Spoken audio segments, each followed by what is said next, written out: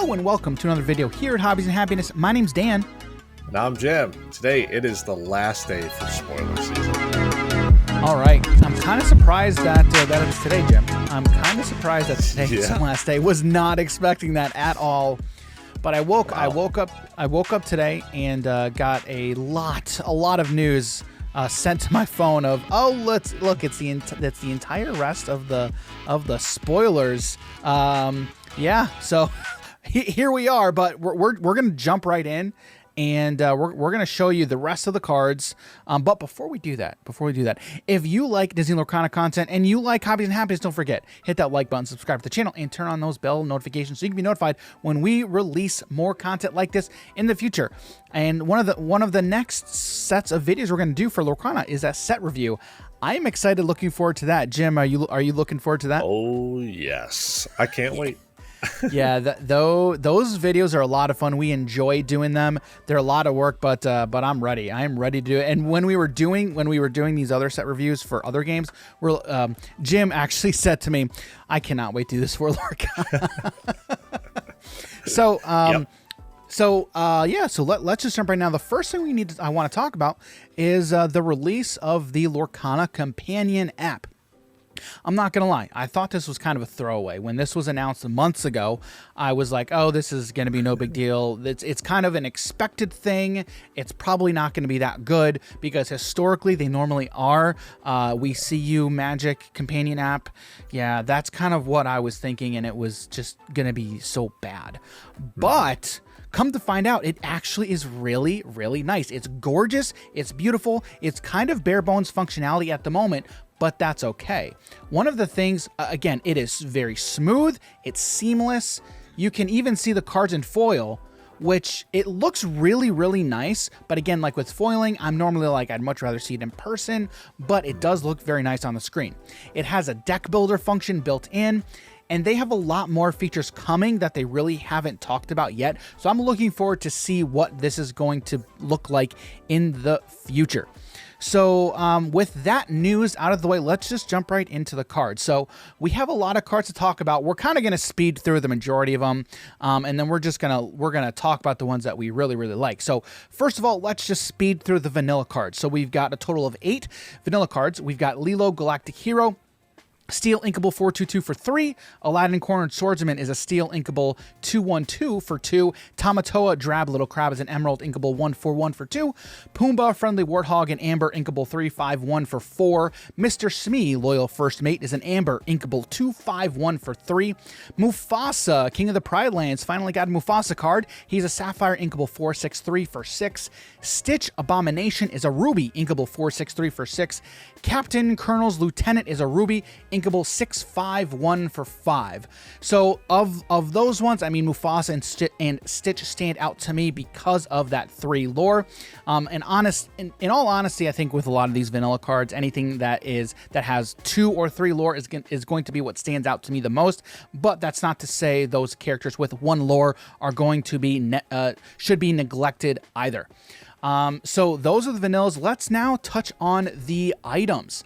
So the first item is Shield of Virtue. It's a Ruby Inkable 1 cost uncommon card with the ability Fireproof. It says exert and pay 3 to ready chosen character. They can't quest for the rest of the turn. So the ability to ready one of your characters for 3 is always nice. So a repeatable effect that again you can do turn after turn after turn is good. I don't really like the 3 cost, but in all honesty, if I have nothing else to use with my resources, I will gladly put it into this just to untap one of my characters. Next is Magic Golden Flower, a Sapphire Inkable 1 cost common card with the ability Healing Pollen. Banish this item, remove up to 3 damage from chosen character. So this type of ability we've normally seen in Amber cards, but now we're getting it in Sapphire, so a little bit of a color identity swap here for this one. Next is Dr. Facilier's cards. Is an Emerald Uninkable 2 cost uncommon with the ability Cards Will Tell. You exert it, and then you can pay 1 less for the next action you play this turn. Jim, I want to get your thoughts on this real quick. So just the ability to just tap it. All you got to do is tap it, and then you can pay 1 less for the next action you play. Jim, are you going to be playing a lot of this in your Emerald action decks? Yeah, I think it really depends how many actions you're playing, because then you can, I believe you can stack this a couple times. If you have 2 of these out, it reduces the cost even further. So this is going to be a nice little coupon card. Nice little coupon card. That's right. I'm going to call this my coupon book. It's Dr. Facilier's coupon book is what I'm going to call it. So the next one is Eye of the Fates. It's a sapphire inkable 4 cost uncommon with the ability to see the future. Exert it. Chosen character gets +1 lore this turn. Really, really like this. So we've seen support. We've seen give them more strength this turn. But now we get to give a chosen character +1 lore. Again, another card that can stack. So if it again, this is just, to me, this is just a combo piece. There's a lot of combo potential here with Eye of the Fates. The next one is Fishbone Quill, a sapphire inkable 3 cost rare card with the ability, go ahead and sign. You exert it, put any card from your hand into your inkwell face down. This is extremely powerful. Why is it extremely powerful? Because it says put any card from your hand. That means it does not have to be inkable. As I understand it, as I read this card, that is how I interpret this card. It says any card. It does not have to be inkable. So that being said, this turning the ability to turn your uninkable cards into resources, extremely, extremely powerful. Now, that being said, there may be times where you don't want to do that, because a lot of times from these cards that we've seen, the uninkable cards tend to be the more powerful cards. So you're going to have to make that cost decision during your turn. Is can I afford to put this card out? And again, don't make the mistake of, I want to hold on to it. If you can't use it this turn or the next turn, probably best to get rid of it. So that's Fishbone Quill. The next one is Plasma Blaster, a steel uninkable 3 cost rare, the ability Quick Shot. You exert it, pay 2, and then deal 1 to chosen character. Some repeatable damage. Jim, what do you think about Plasma Blaster? The thing I like most about this, in the mid to late game, when you're going to have that little bit of extra resources, and this allows you to be able to dump that and get some more extra damage in. Sometimes you just need that 1 extra damage, or you could even combo this with other cards to set you up to now exert their cards with the beast. Exert any cards that are damaged. So now you can just start pinging a bunch of stuff and be able to tap everything down. Overall, really like it. And I feel like this could combo very well with other characters, that states something along the lines of when this character banishes another character in a challenge, and they just need that 1. So you can ping them with Plasma Blaster, putting them within range to be now defeated in a challenge by one of your characters. So Plasma Blaster, again, another one of those cards that can see a lot of play, and especially in a game where damage is persistent turn after turn. So the next thing we're going to touch on is the actions. We've got 4 total actions that we want to talk about. The first is Freeze. It is an Amethyst uninkable 2 cost common, which says exert chosen opposing character. This is the same ability that is stapled to Elsa. The first Elsa we've seen, and for the life of me, I'm sorry, I cannot remember. Snow Queen, that's what it is. It's Elsa Snow Queen. There we go. I got it. Don't worry, guys. I almost forgot. Yeah, but anyway, that is the same ability that we see on Elsa Snow Queen. I mean, it's uninkable. It's uninkable. It's 2. I don't like that cost personally, and the fact that it's uninkable. But again, the ability to just be able to exert one of your opponent's stuff is very, very, very powerful. So the next one is You Have Forgotten Me. Simba, you have forgotten me.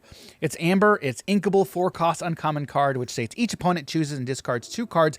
Jim, I'm interested in your take here, because now we're seeing discard on an Amber card. Jim, what do you think about that? It is kind of weird seeing that effect now go into Amber, but I do want to talk about this a little bit more later on. So that's all I'm gonna say. Okay, all right. We will talk about that later on. So the next one is Ransack. Ransack is a steel inkable 2 cost uncommon. It says draw 2 cards, then choose and discard 2 cards. So another loot effect. Can be very, very powerful. Just the ability to filter your hand, and for 2. So very, very, very powerful. That is Ransack. And then the next, I know Jim likes this card. This is Steal from the Rich. It is an emerald, uninkable 5 cost rare. There's a reason this card is uninkable. It says whenever one of your characters quests this turn, each opponent loses 1 lore. Oh man, oh man. Now at first, not gonna lie, when I saw this, because of the artwork, I thought it was an item. And so I'm like, excuse me? It's an item that's just a static effect. Thankfully, well, depending on your point of view, it could be thankfully or not thankfully, right? This is only an action card. Jim, what do you think about Steal from the Rich here? All right. So we can't be the only ones that first thought that this was an item card. There's no possible way. Right. And when I first saw this card, I'm like, this card is broken because you can have multiples of these. And but I mean, you can still use multiples of them. It's just not as good as we wanted it to be. Still, overall, really love the effect. You know, we're looking to stop them from questing, and now we make it to where they stop, or they actually lose lore counters on top of it. It's an amazing combo. Not only are we stopping them from questing, we are actively taking all of their lore away from them that they've already accumulated. So absolutely love this card, Steal from the Rich. All right, and now we're going to touch on the rest of the characters that were spoiled today. The first is the only other amber card that we have is Cinderella, Gentle and Kind. She is an inkable 4-cost 2/5/2 Storyborn Hero Princess. She's an uncommon card with the ability Singer 5, so she can sing songs that are cost 5 costed characters can sing, and then has the ability A Wonderful Dream. You can you can exert her to remove up to 3 damage from chosen princess character. So super conditional. Not sure if she's going to see play outside of princess type decks, but she does have that 2 lore staple to her. So Jim, there's kind of one thing that I want to get your opinion on here. So she has the Singer 5. I feel like if you're using Cinderella, you're going to be utilizing her either for that Singer 5 ability or that questing for 2 lore. I'm not sure you're going to be using it to exert her to remove up to 3 damage from chosen princess, because that's very, very conditional. What do you think about all of these stats and abilities stapled to a card like Cinderella? The thing I like about it is it's extremely versatile. Like you've talked about this with some other cards. For sure. The Singer gives you a lot of choices you can do. You could go with the 2 lore, but if you don't even have any other princesses, you can target herself.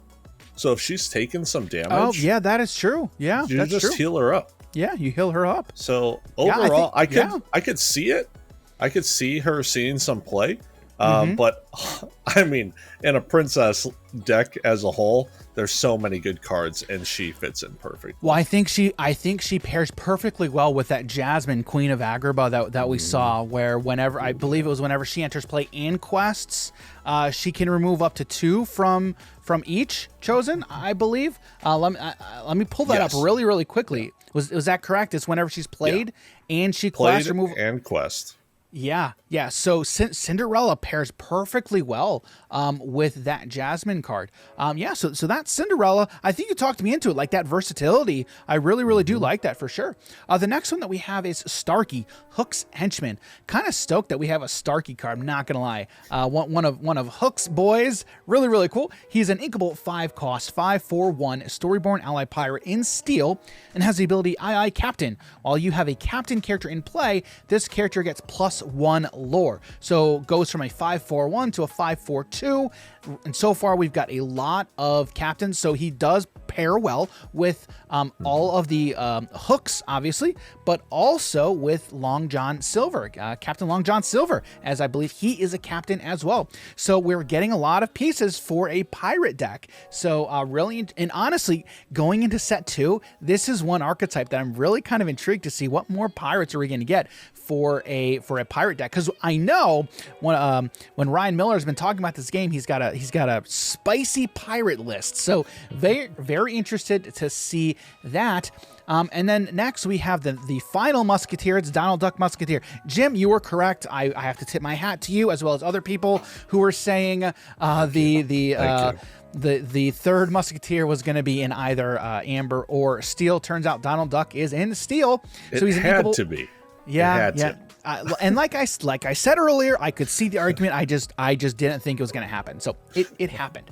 Anyway, he's an inkable 4-cost 2/5/1 Dreamborn Hero Musketeer. He's an uncommon card, and he has Bodyguard like all the other Musketeers, and then has the ability Stay Alert. During your turn, your Musketeer characters gain Evasive. So along with the other Musketeers, this buffs all of the other ones by now giving them evasive, which giving a bodyguard evasive, oh man, that is really, that is neat. That is very cool because again, now when they're exerted, you have to attack into them or challenge into them, but you can't if they have evasive. I'm sorry. It is only during your turn. Well, that's a lot worse. That's important. That is important. That is important words right there. I can read. Don't hook it on Ponix. Work it for me. If you don't know what I'm talking about, go watch reading Brian the card Regan. explains the card. Yes, thank you. Somebody said that at one point. I know somebody said that. So anyway, now wouldn't that be cool if that's was the ability? I'm just gonna lock you out because stacks isn't a thing. Anyway. Mm-hmm. Yeah. So anyway, moving on. The last two steel cards that we have are Simba, Rightful Heir, and Taka, Heartless. Yeah. So Simba's an uncommon. Taka is a legendary card. Now I want to talk about these kind of in tandem because their abilities are kind of linked here. So Simba is an uninkable 5-cost 3/5/2 Storyborn Hero Prince. Uncommon card says, I know what I have to do. During your turn, whenever this character banishes another character in a challenge, you gain 1 lore. Taka Heartless is an inkable 6-cost 5/5/2 Dreamborn Villain Deity with the ability Seek the Heart. During your turn, whenever this character banishes another character in a challenge, you gain 2 lore. So very, very similar abilities here. Pretty good stat lines. Jim, what's your take on these kinds of abilities for Simba and Taka? Oh man, honestly, I'm really glad that we saw these effects. I don't think they've shown anything like this. These are the only 2 characters. They're kind of like they're the inverse of Aladdin Heroic Outlaw, because Aladdin just steals the lore. Basically taking the lore away, but now you're just gaining the lore. Yeah. I like it a lot for steel because it seems like you're already going to be playing cards to just control the board with steel because you have these really big bodies. Yeah. And now you can just throw these cards in with your Aladdin and your Mulan. Yeah. I'm really excited to see this. Yeah. One of the things that I make that too. Yeah, one of the things that I notice about these is, again, one of the questions you have to make on your turn is, do I quest or do I challenge in? Because if you challenge, then you lose on the ability to quest. Now, this removes that downside. Now, Simba, you still have that downside of 1, right? You are still missing out on 1 lore. But you literally have no downside now with Taka. The only downside is that Taka is eating some damage, okay? So that's the downside, but you are still gaining that lore. So that is the phenomenal thing about these cards. So those are Simba and Taka, both in steel. All right, moving on to the Ruby characters. First, we've got a trio of characters with Rush. 2 with Rush and 2 with Reckless. So let's look at them real quick. So the first is Taka, the Burning One. So another Taka card. It's an uninkable 6-cost 8/6/0 Storyborn Villain Deity in Ruby with the ability Reckless. So this Taka is a super rare, but with those stat lines of 8/6 for 6 with Reckless, pretty good. Again, I think with these cards, you're really going to be utilizing them as removal pieces. The next is Maui, Hero to All. Maui is an inkable 5-cost 6/5/0 Storyborn Hero Deity with Rush and Reckless. So Maui is a rare card. So again, with that stat line, I mean, you're really utilizing this as just removal, right? And I think Maui is a fantastic stat line for that cost, and he's inkable. Really great stats stapled onto Maui here. And then the next one is Peter Pan, Fearless Fighter. Peter Pan is an uninkable 3-cost 3/2/1 Storyborn Hero common card with Rush. So smaller stat line, but he does have some lore there, so you can quest with him. But Jim, what's your thoughts on like these characters with Rush and Reckless with these stat lines? How do you see these cards playing out here? I mean, sometimes keeping the cards themselves basic allows you to start the game off at a pretty low power level and not have to be overwhelmed. You know, we talked about sometimes new people coming in and just having these pretty basic cards, yet very powerful, you know, sometimes you just got to play green when you're a brand new player in Magic and kind of just play big dumb things and that don't have a lot of interactions with stuff, you know? Yeah. Overall, very basic, but really cool design. Yeah, I really like these stat lines. I like having Rush and Reckless stapled onto these cards. Again, it's just it's potential multiple uses of removal on the same card. So that I really like. So, all right, and then the last one in Ruby is Moana, chosen by the ocean. So we've got another Moana card. So Moana is an inkable 5-cost 2/6/2 Storyborn Hero Princess in Ruby. She's an uncommon card. And has, this is not who you are. When you play this character, you may banish chosen character named Taka. So very flavorful, but very conditional removal. That 2 lore is nice. That 6 back end is very nice, but I don't know, Jim. Like, are you gonna play? I'm glad you found something nice to say, Dan. It is very flavorful. Outside of that, yeah. Great artwork. I can't wait to have this on a playmat. Yes. Like, that'll be cool. Very true. Outside of that, I'm not sure where this is going to see play, unless the meta is dominated by Taka. Who knows? But yeah, she's a princess. She's a princess. Well, she's not in blue or blue or yellow. Yeah. So that is Moana, chosen by the ocean. Moving on to the Sapphire cards. So we're going to talk about these two here. Again, in tandem, we got Philoctetes, Trainer of Heroes. I mean, Danny DeVito. Jim said I needed to say Danny DeVito. So it's Danny DeVito, Trainer of Heroes. It's Philoctetes. Philoctetes, Trainer of Heroes, and Chief Tui, respected leader. Philoctetes is an inkable 2-cost 3/1/1 Storyborn Mentor in Sapphire. Common card, the ability with the keyword support. Chief Tui, inkable 7-cost 3/6/3. Really good stat line. Storyborn Mentor King, again in Sapphire. Uncommon card, also with the keyword support. So these cards are what we would consider French vanilla cards in TCG terminology. Again, basic stats, but with an additional keyword. So again, we really love that support ability. And stapled to a card like Chief Tui is phenomenal because of that 3 lore. Now he's being able to add 3 strength onto one of your other characters. The next one, let's touch on quick, is Yeah, go ahead, Jim. Go ahead. Real quick. So going off of this Phil card, okay? Yes. I got 3 words for you. Great card. I understood that reference. All right, I have to hand it to Jim. He normally is not on it with the references. Jim, well done. You were on point with that one. Well done. Thank you. Well done. All right, the next one let's touch on is Gramma Tala, Storyteller. So she's an inkable 2-cost 1/1/1 Storyborn Mentor. She's an uncommon card with the ability I Will Be With You. When this character is banished, you may put this card into your inkwell face down and exerted. I mean, this is very powerful. I think this card is going to fly under the radar if you're not familiar with TCGs. I mean, absolutely just bananas. For lack of a better word, bananas. Okay? I mean, they're the only place, once Gramma Tala is on your board, the only place she's going to go is to your inkwell. Unless she gets bounced to hand, then I'll replay it. I mean, it's only 2K. I mean, even if she gets bounced back to hand, I mean, then I guess I'll just ink her. It's a phenomenal ability stapled to a body.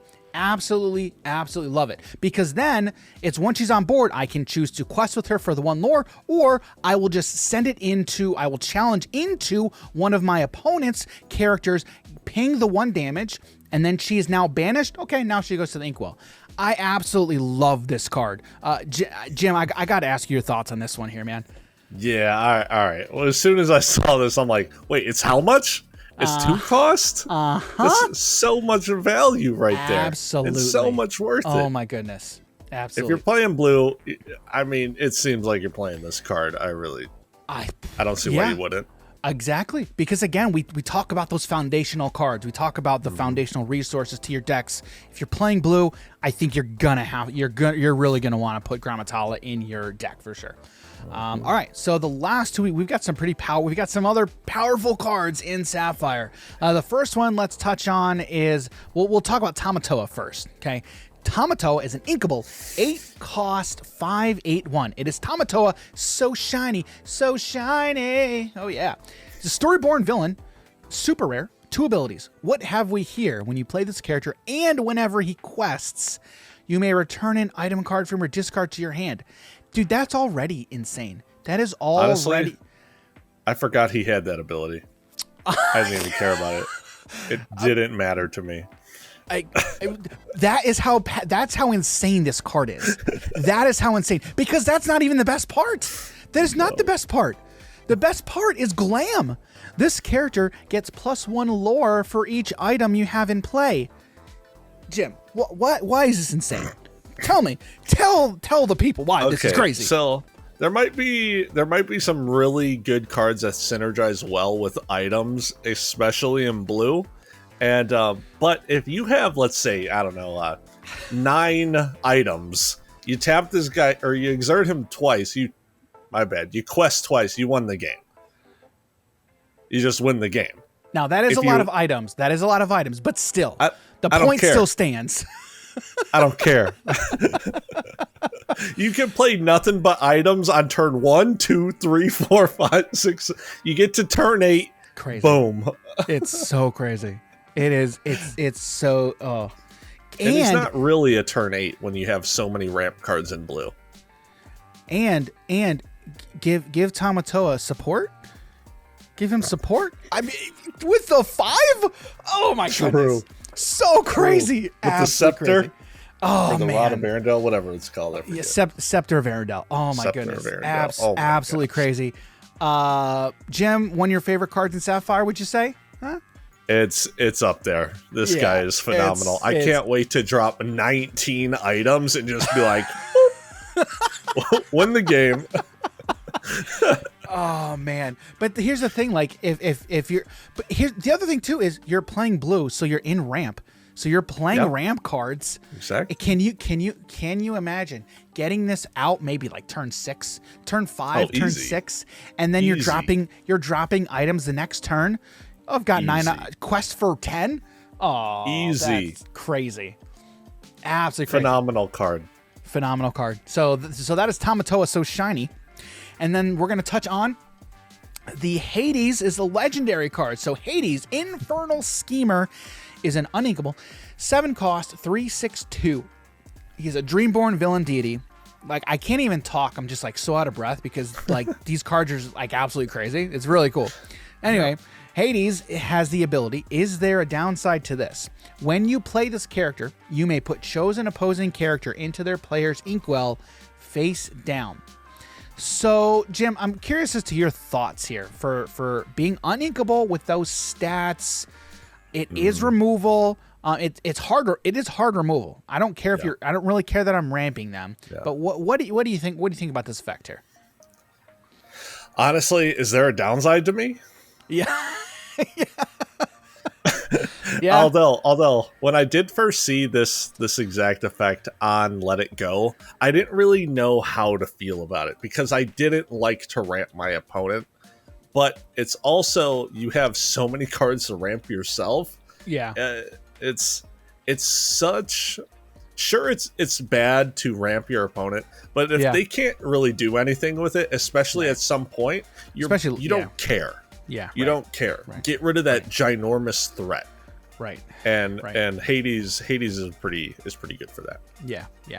So that is Hades, Infernal Schemer, the other legendary card in Sapphire. All right, next we have the Emerald cards. The first one is Tinkerbell. Tinkerbell, most helpful. She's an inkable 4-cost 2/3/2 Storyborn ally fairy with the ability Evasive, and then she has Pixie Dust. When you play this character, chosen character gains Evasive this turn. She's a common card.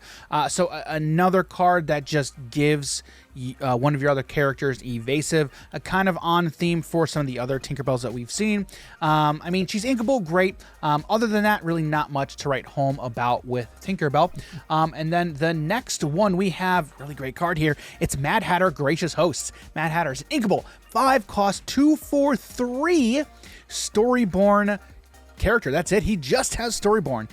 He's an uncommon card, has the ability Tea Party. Whenever this character is challenged, you may draw a card. Really, really crazy. Now, the only downside to this that I see is he has a 4 back end. That 4 on the back end, who knows how long that's gonna turn around. But you're still most likely going to be drawing a card into this because yes, your opponent, they may not want you to draw the card, but what is going to go through your opponent's head is Mad Hatter only has 2 strength. So if I attack into him, I'm only going to get hit for 2 on one of my larger creatures. And it's not a big deal, but do you draw that card? So, I mean, if I'm playing it, I love the effect, but it's just at that 4 back end, that's where it's like, it's kind of tinkering. It's kind of tinkering on whether or not it's going to be worth it. But I always love drawing cards. It's always a powerful ability. But time will tell how many cards I'm able to draw off Mad Hatter. I'm really interested to see how well Mad Hatter is going to play in a game, to see how many cards I'm going to be able to draw. But Jim, what do you think real quickly here about Mad Hatter? Honestly, I think this card's mad. So, worst case scenario, like you were saying, you just draw 1 card, but it replaces itself, and unless they exert it for you, you're getting 3 lore off of it and drawing a card. Yeah. For 5 costs, you're getting 3 lore. That's huge. And potentially, or replaces itself, potentially even drawing you more cards. Right. This, I love this guy. Yeah. So that is Mad Hatter, Gracious Host. And the last one here in Emerald, it's Genie, Powers Unleashed. So Genie, Powers Unleashed, is an uninkable 8 cost 3/5/3 Floodborn hero. He's a rare card and he has Shift 6. So Shift 6 and Evasive. So another Genie with Evasive. And then he has the ability Phenomenal Cosmic Power. So whenever this character quests, you may play an action with cost 5 or less for free. Repeatable free action. Oh man, Jim, please tell us about this card. Oh my goodness. All right, so sometimes the best thing you can do in a game is play things for free, right? Oh my goodness. It's just so good. But now you have to go look at the action cards that you can utilize with this card, and there's kind of a lot. Yes. All right. We have Dragonfire for 5. Quest, blow up something? Okay. Oh my goodness. Quest, let it go? Okay. Again, get rid of something. We're getting board control. Quest, friends on the other side? Draw 2 cards? Oh my goodness. Then you also have in Amber, just in time for 3 costs, you may play a character with 5 costs or less. So now you can turn that action into play another card or play another creature. Play another. Oh my goodness. It is so crazy. And you know what else? I didn't even say it. Can I do it again? A whole new world. And oh my goodness. A whole new world. Draw a brand new hand. 7 cards. Oh my goodness. The card's phenomenal. And if you want to play Do It Again, whatever. Can I do it again? Action card. Whatever. So then you can do it again to go get the action card that you want from your discard to play with Genie on the following turn. Yeah. I just can't. I just can't with this card. I mean, oh my goodness. It is insane. I don't even care that he's uninkable. There's a clear reason. There's a clear reason Genie's not inkable. So earlier I did say that I wanted to talk about You Have Forgotten Me later on. Yeah. This is that moment. Yeah. So mixing this card with the other effects you have in Emerald, or mixing You've Forgotten Me with Ember or Emerald. Emerald, yeah. Now you have even more discard outlets. You have them discard 2 cards. Oh my goodness, it's dirty. It is dirty. Weird having it in that color, but when you can also put it in with the just in time to now be able to play another creature out on board. Oh my goodness. Or what is it? So Be Our Guest for 2 if you want to play Be Our Guest or whatever else. Yeah. It's oh man, this card has so many possibilities that you can do with it for every single color combination. Yeah. Yeah, guys, one of the most powerful things you can do, aside from drawing cards in a card game, is playing stuff for free. Yeah. Absolutely bonkers. So, that's Genie Powers Unleashed.